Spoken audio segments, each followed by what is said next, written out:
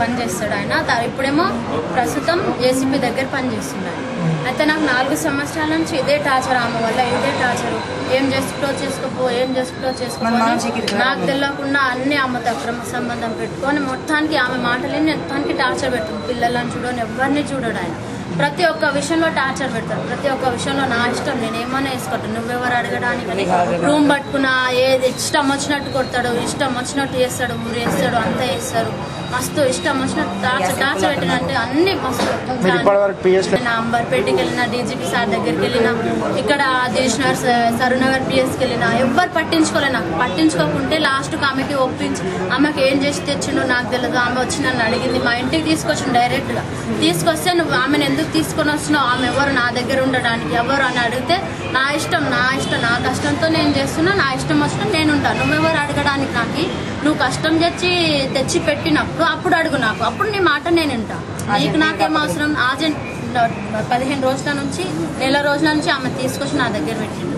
అప్పుడు ఆమె ఇక్కడ మాదనపేటలో రూమ్ ఉండే ఆమెకి, అక్కడికి తీసుకెళ్ళిన. అక్కడ నేను రానంటే అయిష్టంగానే తీసుకొని వెళ్ళిన ఆమె దగ్గరికి. నేను రానంటే రాను నాకు అన్ని వేసినా కానీ నేను భరించి లాస్ట్ ఓపిక లేక మా మామూలు ఇంటికి వెళ్ళిపోయినా. వారం క్రితం మా మామూలు ఇంటికి వెళ్ళిపోతే అప్పటికి కూడా ఆడికి వచ్చి బతిమలాడింది, అంతా వేసింది. కానీ నేను రానంటే రాను, నువ్వు ఆమె వల్ల నాకు టార్చర్ పెడుతున్నావు, ఇష్టం వచ్చినట్టు కొడుతున్నావు, ఆమె మాట లేని 2 పిల్లలను కొడుతున్నావు, నన్ను కొడుతున్నావు అని చెప్తే కూడా ఆయన వినిపించుకోకుంటే మా అమ్మలో వచ్చి అడిగిరు ఆయనకి ఏం చేయాలంటున్నావు, ఏం చేస్తావు అంటున్నావు. ఆయన అంటాడు ఏమన్నా చేసుకోపోను, ఏమన్నా చేసుకో, నాకు సంబంధం, నాకు ఎవ్వరు ఏం చేయరు, ఏం చేస్తారో నేను చూసుకుంటా, ఏం చేస్తారు వాళ్ళు నేను చూసుకుంటాను, ఏం చేస్తావు తర్వాత నీకేం చేస్తాను, ఆమెకి ఏం చేస్తాను, ఆమె అవసరం లేదు నాకు, నువ్వు అవసరం లేదు అని చెప్తాడు. ఇద్దరికి పెళ్ళయింది, పెళ్ళైన ఫోటోలు నేను చూసినాను అంతా. అక్కడికి వెళ్తే నేను వెళ్ళనివ్వలే, నాకు వెళ్ళనివ్వకుండా లాస్ట్కి ఇంట్లోనే పడేసిన. 15 నెలల నుంచి సంక్రాంతి పండుగ నుంచి టార్చర్ పెడుతున్నాను అన్ని మాటలు అన్ని ఆమె వల్ల టార్చర్ పెట్టిన. అయితే 1 వారం అయితే నేను వెళ్ళిపోయినా, ఇంట్లోకి వెళ్ళిపోతే అన్న రాలే, ఫోన్లు చేయలే, ఏం చేయలే, నాకు రాలేదు, ఏం చేయలే, నేను అడిగిన అంటున్నా, నాకు ఏం అడగలే, నాకు నువ్వేం చేసుకుంటావు చేసుకోపో, నాకు ఆమెనే ముఖ్యమని అంటున్నాయి. వెళ్ళినా సరూనగర్కి వెళ్ళినా పోయినా చెప్పిన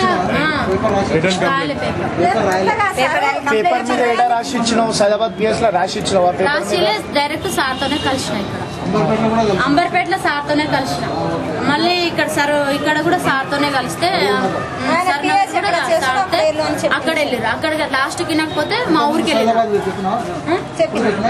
అంత వాళ్ళతో కంప్లైంట్ కూడా షేర్ చేసుకోలేదు.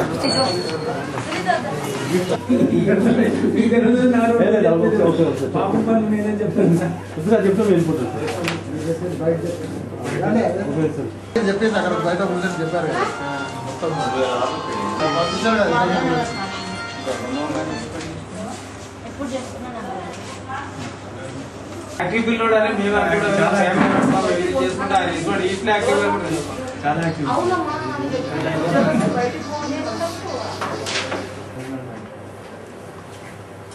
ఏం లేదు, తెచ్చిపెట్టారు అమ్మాయి వచ్చి కర్మగట్టు ఉండేది, మాదనపేట షిఫ్ట్ అయింది.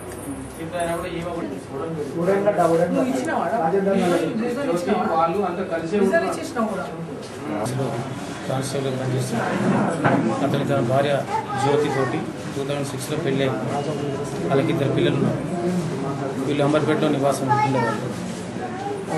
4 సంవత్సరాల నుంచి భాగ్య అనే అమ్మాయి అతనితో చనువుగా తిరుగుతుంటే భార్య జ్యోతి అనుమానపడి అప్పుడప్పుడు ఈ చిన్న కొట్లాటలు జరుగుతుండేవి. ఇతడు అమ్మాయి అలా భర్త చనిపోయినందుకు భాగ్య అనే అమ్మాయి హోంగార్డ్గా పనిచేస్తుంది. అప్పుడు చనువుగా తిరుగుతుంటే వాళ్ళ కుటుంబ సభ్యులు అనుమానపడి ఇది చేశారు. లాస్ట్కు వాళ్ళు షిఫ్ట్ అయింది. ఆ మాదనపేటలో కూడా ఈ ఫస్ట్ వైపు జ్యోతి, భాగ్య అంటే నరేంద్ర నాయక్ ముగ్గురు కలిసి ఉండేవాళ్ళు. ఉండేవాడు అక్కడ బాగాలేదని చెప్పేసి ఈ మధ్యనే ఫిబ్రవరి 1 నుంచి ఈ నరేంద్ర నాయక్ తన ఫ్యామిలీని అంబర్పేట నుంచి సైదాబాద్ మాధవనగర్కి షాయికి నివాస్ అపార్ట్మెంట్ షిఫ్ట్ చేశాడు. డబుల్ బెడ్రూమ్ ప్లాట్ తీసుకొని తన భార్యతోటి ప్లస్ అతని భాగ్యతోటి సిరప రూమ్లో ఉంటుంటూ జీవనం కొనసాగిస్తున్నారు. అది వాళ్ళతో వచ్చి వీళ్ళిద్దరు ఇంట్లో ఉండగా పట్టుకున్నారు. ఈ విషయం ఆమె ఫిర్యాదు చేయకుండా నాకు ఏదైనా న్యాయం చేయమని అంటున్నాను.